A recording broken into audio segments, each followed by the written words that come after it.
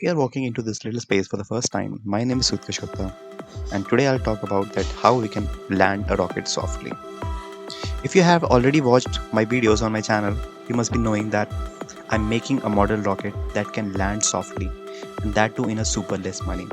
So if you also want to make a rocket that can land softly, you can watch my videos. So today I'll talk about the theory of this concept of landing rocket, that how we can land a rocket. So let's get started.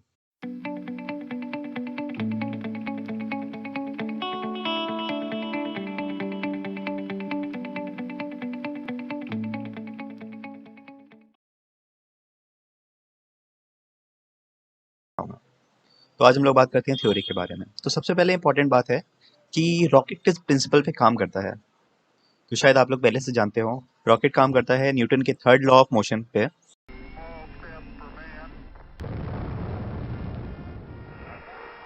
For every action there is equal and opposite reaction. हम लोग अपने rocket में solid chemical fuel use कर रहे हैं। जब chemical fuel में reaction होता है तो large amount of gas produce होती है, और गैस के निकलने का सिर्फ एक ही रास्ता है, वो है नोजल। तो वो नोजल में एक्सपैंड करती है और हाई प्रेशर से गैस निकलती है, और ये जो गैस है ये थ्रस्ट जनरेट करती है डाउनवर्ड डायरेक्शन में, जिससे रिएक्शन फोर्स अपवर्ड डायरेक्शन में प्रोड्यूस होता है, और ये रिएक्शन फोर्स हमारे रॉकेट को अपवर्ड लिफ्ट देती है स्पेस की तरफ। प्रिंसिपल को समझने के बाद अब हम बात करते हैं कि हम अपने रॉकेट को कैसे हवा में कंट्रोल करेंगे। जैसे कि हम जानते हैं हमारे रॉकेट के 6 डिग्री ऑफ फ्रीडम है। 6 डिग्री ऑफ फ्रीडम का मतलब है यानी कि उसमें वो 3 एंगल पे रोटेट हो सकता है, और वो एंगल्स हैं पिच, यॉ और रोल। तो अगर हमें अपने रॉकेट को स्टेबल करना है तो हमें इन तीनों एंगल्स पे अपने रॉकेट को स्टेबल करना पड़ेगा। बाकी तो अपने रॉकेट को हवा में स्टीयर करने के लिए हम लोग के पास दो ऑप्शन है, या तो हम लोग फिन्स यूज कर सकते हैं, या तो हम लोग एक सिस्टम यूज कर सकते हैं, इसको बोलते हैं थ्रस्ट वेक्टर कंट्रोल। तो फिन्स में क्या होता है कि फिन्स फिन्स जो होते हैं वो हवा के डायरेक्शन को कंट्रोल करते हैं, जिससे कि रॉकेट के डायरेक्शन को कंट्रोल किया जा सकता है। पर हम लोग फिन्स यूज नहीं करेंगे, क्योंकि अगर हम लोग फिन्स यूज करते हैं तो हमारा रॉकेट जो है वो इनहेरिटेबली स्टेबल हो जाएगा। और असली के रॉकेट में क्या होता है कि जब उसका इग्निशन ऑन होता है तो वो धीरे धीरे लिफ्ट ऑफ करता है, और कुछ टाइम के बाद वो स्पीड अप करता है। तो हम लोग एक असली के रॉकेट की तरह ही अपने रॉकेट को बनाने की कोशिश कर रहे हैं, इसलिए हम लोग फिन्स नहीं यूज करें। तो बाकी हमारे पास जो ऑप्शन है वो है थ्रस्ट वेक्टर कंट्रोल। तो अब थ्रस्ट वेक्टर कंट्रोल होता क्या है, इसको हम लोग जानते हैं। तो जैसे कि मैंने आपको पहले बताया था कि रॉकेट का प्रिंसिपल जो है थर्ड लॉ ऑफ मोशन में, यानी कि जो डायरेक्शन ऑफ थ्रस्ट है वो हमारे रॉकेट के मोशन को कंट्रोल करता है। जैसे कि आप देख सकते हैं कि रॉकेट पे जो थ्रस्ट फोर्स नीचे लग रहा है डाउनवर्ड डायरेक्शन में, जो रिएक्शन फोर्स लग रहा है यानी जो अपलिफ्ट फोर्स है वो अपर डायरेक्शन में लग रहा है। फॉर एग्जाम्पल, अब मानिए कि हम लोग का रॉकेट 20 डिग्री या 30 डिग्री कुछ टिल्ट हो गया है, पर हम चाहते हैं कि हमारा रॉकेट टिल्ट ना हो, वो स्टेबल डायरेक्शन में रहे। तो हम स्टेबल करने के लिए क्या करेंगे, हम अपने थ्रस्ट के डायरेक्शन को भी चेंज करेंगे, और वो डायरेक्शन चेंज करेगा हमारा थ्रस्ट वेक्टर कंट्रोल सिस्टम। कि जैसे मानिए हमारा रॉकेट थोड़ा सा हवा में टिल्ट हो गया, यानी उसमें कुछ एरर आ गया, वो रोटेट हो गया, पिच हो गया 30 डिग्री। तो अब इसको सही करने के लिए हम क्या करेंगे, हम अपने थ्रस्ट के डायरेक्शन को चेंज करेंगे, और ये काम करेगा हमारा थ्रस्ट वेक्टर कंट्रोल सिस्टम। और जैसे ही हमारा थ्रस्ट हल्का सा भी टिल्ट होगा तो थ्रस्ट के दो कंपोनेंट डिवाइड हो जाएंगे, एक बनेगा वर्टिकल कंपोनेंट और एक बनेगा हॉरिजॉन्टल कंपोनेंट। तो जो थ्रस्ट का वर्टिकल कंपोनेंट है ये हमारे रॉकेट के रिएक्शन को कंट्रोल करेगा, यानी कि जो रिएक्शन फोर्स लग रही है अभी हमको वर्टिकल वर्टिकल कंपोनेंट से मिल रही है।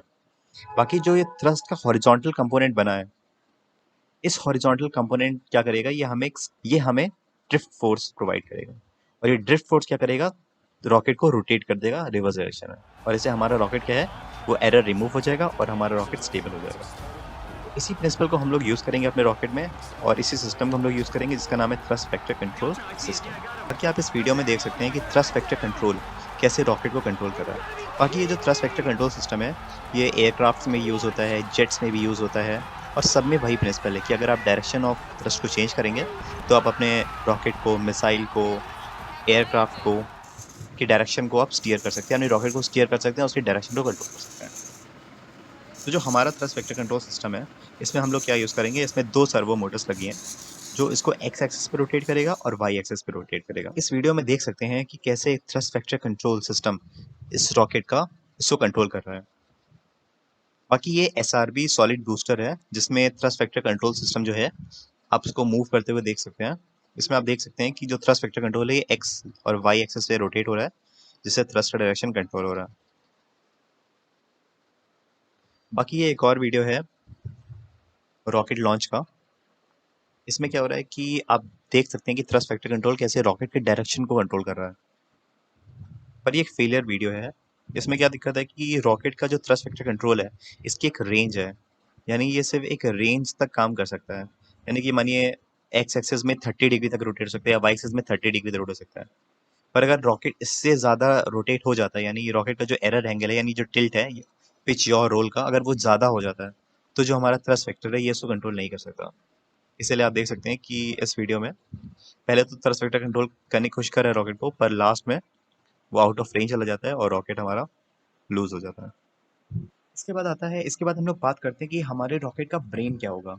यानी कि हमारे रॉकेट में एक कंप्यूटर भी लगा है जो सारे सिस्टम्स को कंट्रोल करेगा, यानी कि वो थ्रस्ट वेक्टर कंट्रोल को कंट्रोल करेगा, ऊपर जो लैंडिंग लेग्स हैं लैंडिंग लेग्स को कंट्रोल करेगा, और बाकी और भी मतलब अगर हमें कहीं पे पैराशूट लगाना है तो वो उसको मतलब कि जितने भी सिस्टम्स हैं रॉकेट के सारे सिस्टम्स इस कंप्यूटर से, यानी ये जो ब्रेन है इससे कंट्रोल होंगे।